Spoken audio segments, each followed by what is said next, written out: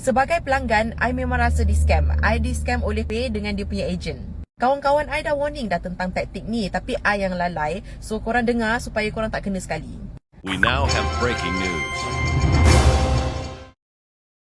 Ketika ini, boleh dikatakan ramai orang memiliki penapis air di rumah dengan mengambil plan yang ditawarkan oleh syarikat-syarikat terkemuka di mana menjanjikan kelebihan seperti servis setiap bulan secara percuma dan sebagainya.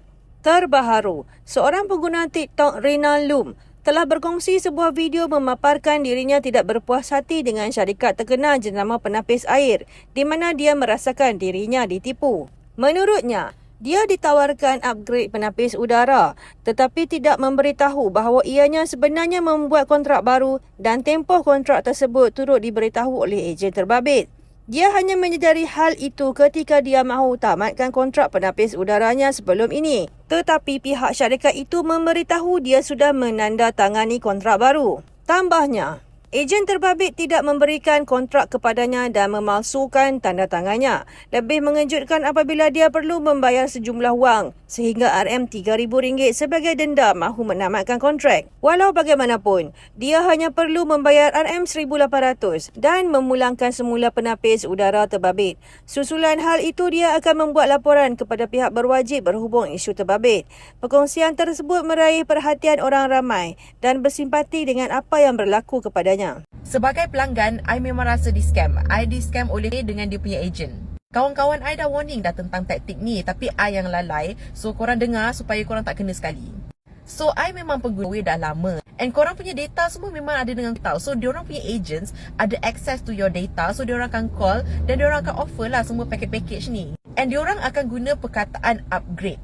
And I dah ada dah air filter, water filter. Tapi disebabkan time tu lepas COVID, so semua orang tengah takut. So orang pun tengah gila beli air filter. So I setuju je lah bila ada agent call untuk kata dia nak upgrade I punya package untuk tambah lagi satu air filter. Tapi apa yang diorang tak bagi tahu korang, no matter what upgrade tu maksudnya you enter into a brand new contract. And the part yang sangat scam yang I tak puas hati langsung adalah pertama, ejen tu tak cakap pun dekat kita berapa lama atau apakah jenis kontrak yang you masuk.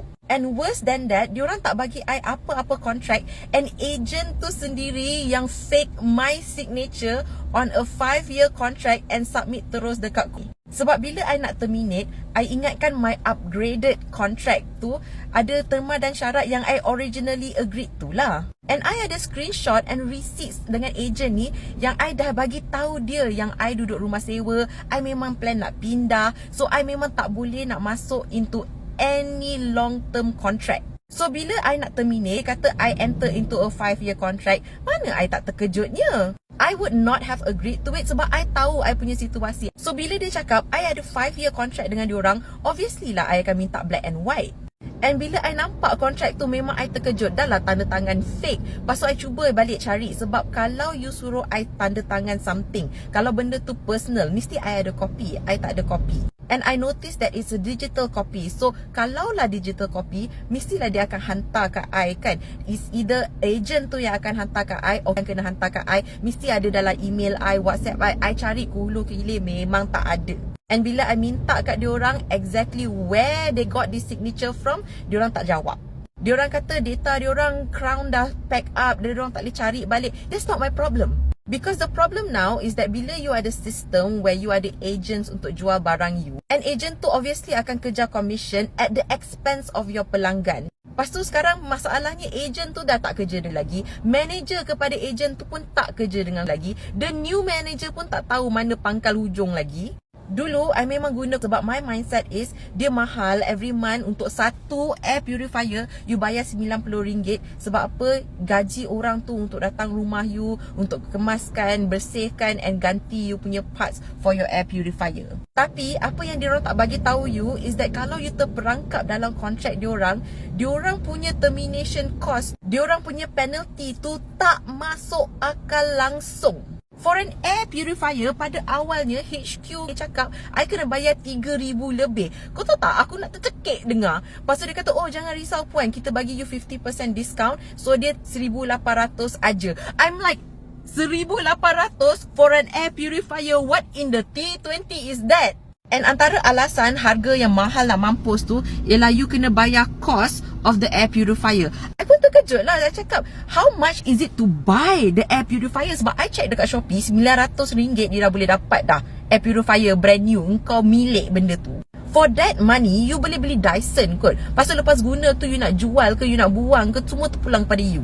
And I dah bagi tahu diorang 2 months ago about this problem. Sampai hari ni tak settle. And I bagi tahu dah, I nak pindah esok. I nak pergi flight esok. Tolonglah just ambil benda ni daripada I. But no, diorang tak ambil. So sekarang I lah yang hantar dekat diorang. I tak kisah I kena hantar. But the fact of the matter is, after all of this, I cakap dengan 1001 customer service. I explain my problem again and again and again. Sampai hari ni, tak ada orang boleh truly handle the case. I menyesal gila because at one point, ada seorang wanita daripada telefon I cakap yang I tak kena penalty, everything can be settled.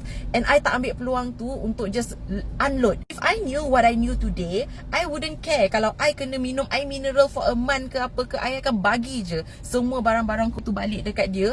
Because at first I fikir macam, okay tak apa, I bayar lagi sebulan. Habis sebulan tu you contact I balik lah, and then ambil kan. Perempuan tu tak contact balik. I menyesal. The moment you can have an out with them, have an out with them. So sekarang ni, I drive, pulangkan barangku ni. Lepas tu diorang kata they will still charge me that 1,800 untuk termination fees. Tapi memang jujur cakap, I akan tag PDNKK kat sini. I akan buat benda ni sebagai satu case. Sebab agents cannot do that. Diorang tak boleh fake your signatures macam ni. Diorang tak boleh gloss over important information macam ni. And diorang tak ada pun proof that they explain to customers betul-betul cara TNC diorang punya termination tu. Sebab diorang punya terma dan syarat tu betul-betul cekik diorang punya clients tau. Apa yang akan berlaku kalau you kena buang kerja? Kalau you sakit? Kalau you punya spouse meninggal? You dah tak ada orang untuk bayar benda tu. Habis tu you minta beribu-riban macam tu ke? Untuk air purifier, I macam tak boleh brain. Korang tolong lah. Beli je lah dekat mana-mana, Xiaomi ke apa-apa brand ke. Pergilah kat Shopee mana-mana. Air purifiers shouldn't be this complicated.